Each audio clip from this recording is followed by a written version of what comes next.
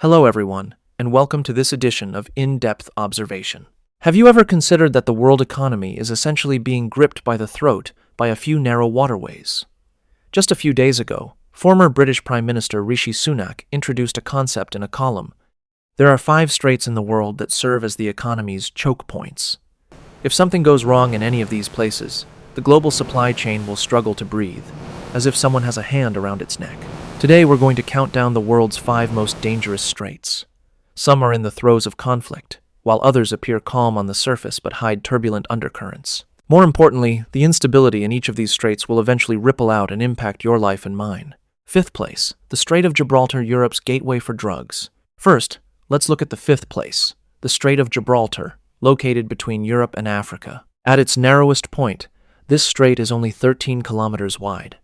From the cannabis fields in Morocco, armed speedboats can reach Spain in just 15 minutes, entering the gates of the European Union.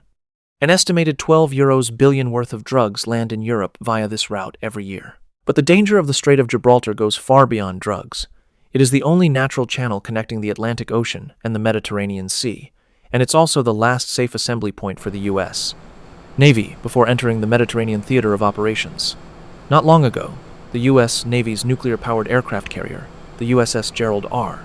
Ford, was spotted by satellite in the waters near Gibraltar. Adding another layer of complexity is the political power play here. Gibraltar is a British overseas territory, but Spain has long sought to reclaim it. After Brexit, it became a front line in the border between the UK and the EU. This February, the UK and Spain reached an agreement to remove their physical border. What does this mean? It means this British territory is effectively leaning towards the EU. A strait surrounded by drugs, military bases, and sovereignty disputes is a potential tinderbox in the south of Europe, ready to ignite at any moment. 4th place, the Bab el-Mandeb Strait, the Houthis' missile range. In 4th place, we arrive at the Bab el-Mandeb Strait, connecting the Red Sea and the Gulf of Aden. How important is this strait? Approximately 12% of global seaborne oil passes through here. If the Bab el-Mandeb were blocked, ships couldn't reach the Suez Canal and would be forced to circumnavigate the Cape of Good Hope, adding thousands of kilometers to the Eurasia shipping route. But right now, this strait has become a missile range for the Houthi rebels. Just this week, the Houthis shot down a US MQ-9 Reaper drone. How many is this that they've shot down? No one can say for sure. More critically, a Belize-flagged bulk carrier was hit by a Houthi missile, forcing the crew to abandon ship. During his tenure as Prime Minister, Rishi Sunak even deployed troops to join the U.S. in bombing Houthi targets in Yemen, all in an effort to ensure safe passage through the Bab el-Mandeb. But what was the effect? The Houthis continue to attack ships and shoot down drones.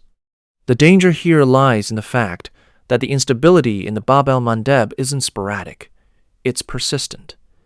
As long as the war in Gaza continues, the Houthis won't stop. This strait has become a conduit, channeling conflict in the Middle East directly into global trade. 3rd place, the Strait of Hormuz, the burning oil artery. In 3rd place is the Strait of Hormuz, which we've analyzed in depth before.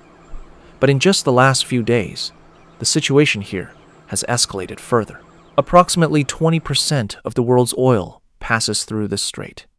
Saudi Arabia, Iraq, Qatar, the UAE, Kuwait, the lifelines of all these Gulf oil-producing nations are tied to this waterway.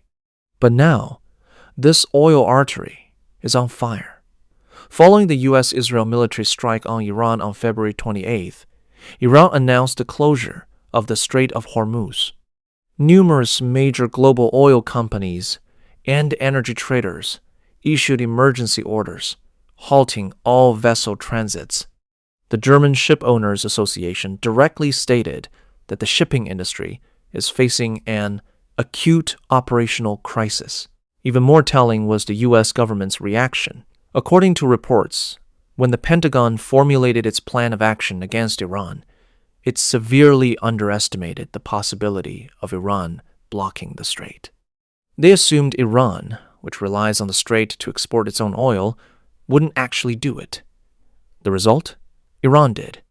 The price of New York crude oil futures surged over 9%, hitting its highest level since August 2022. The Strait of Hormuz has taught the world a lesson. When you bet your economic lifeline on a narrow waterway, you hand your fate over to geopolitics. Second place, the Strait of Malacca, East Asia's maritime lifeline.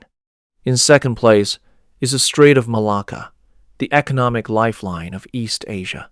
If the Strait of Hormuz is the supply-side lifeline for global energy, then the Strait of Malacca is the demand-side lifeline for East Asia.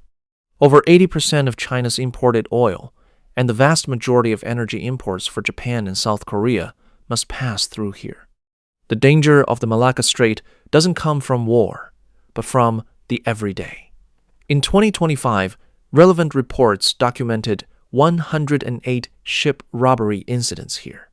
While mostly petty theft of equipment or fuel, the underlying question is, who really polices these waters? It's jointly managed by 3 countries, Singapore, Malaysia, and Indonesia. But the U.S. also has a presence here. Singapore's Changi Naval Base is a regular port of call for U.S. aircraft carriers. Some experts point out that the U.S., under the guise of anti-piracy efforts, has long provided radar and surveillance equipment to the littoral states, effectively maintaining real-time awareness of vessel traffic through the strait. Is this cooperation, or is it control? The crisis in the Strait of Hormuz serves as a stark warning for Malacca. If this strait were ever to become a tool in great power games, the entire East Asian economy would pay a heavy price. First place, the Taiwan Strait, the coronary bypass for global technology. Finally, first place, the Taiwan Strait. In his article, Rishi Sunak specifically emphasized that the annual trade value passing through the Taiwan Strait is a staggering $2.4 trillion, double that of the Strait of Hormuz. If Hormuz is disrupted, oil prices surge. If the Taiwan Strait is disrupted, the entire global technology supply chain could snap. Why? Because over 60% of the world's semiconductors and 90% of advanced chips come from Taiwan. To ship these chips out, vessels predominantly use the Taiwan Strait.